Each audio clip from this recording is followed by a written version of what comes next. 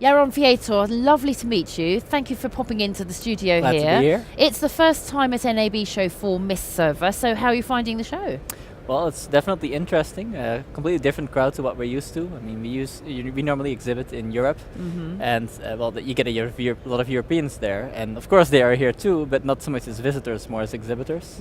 So being an exhibitor for the first time, it's nice getting the completely different crowd because it's fresh customers basically. Yes, yeah. Well, tell us about MistServer. Tell us about your customers and what you do for them. It's probably nice to explain it a little bit, because it's very hard to put into words.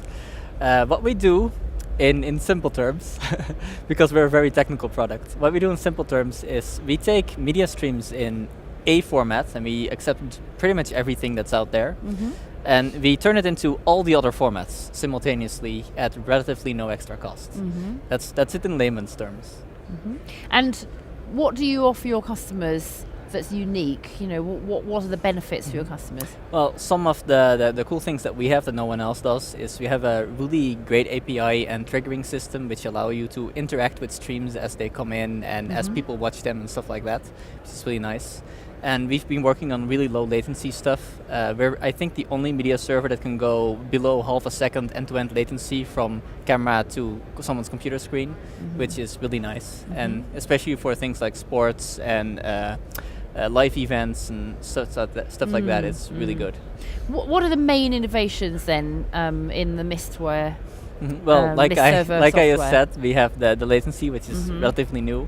The trigger system is relatively new, but besides those, we also have a really cool statistics system, and which we've had for a few months now. But a new addition to this system is that no longer will you only get the statistics, but you'll also be able to see the sessions of the people that view your stream in real time and get information about them and tag them with information like, oh, this is a paying customer, this is not, and get that back at your back into the information you receive from the server, so you can make all kinds of cool graphs of, okay, paying customers are watching this, non-paying customers are watching that, people from Australia are watching that, stuff like that.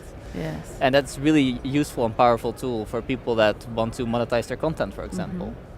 How are you responding to the developments in the OTT market and internet-based video as a whole? Yes, well, we've really noticed that there's a couple of new technologies coming in. For example, there's AV1, the new codec from the big Media Alliance. We're keeping a close eye on that, and as soon as it's production ready, we will have an implementation in place, which is nice. We're also keeping an eye on WebRTC, which is the new browser-based protocol, which can be used for both input and output, and we're planning to support it for both input and output on a relatively short scale, this calendar year still probably. And finally, we've noticed that there's a lot of ad insertion that's now a hot topic, and in the past there used to be a lot of manifest manipulation, and we didn't really like that technique because it's so easy to block with ad blockers. So what we do is instead bitstream manipulation, and that's something we plan to release in the next 2-3 months. And then it will be impossible to block the ads. And we really hate ourselves for doing this, but I mean, it's good business sense. Even though looking at ourselves as consumers, we are probably going to not like what we're doing.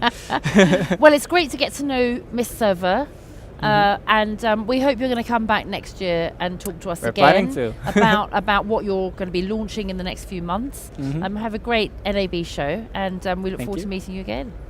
Likewise.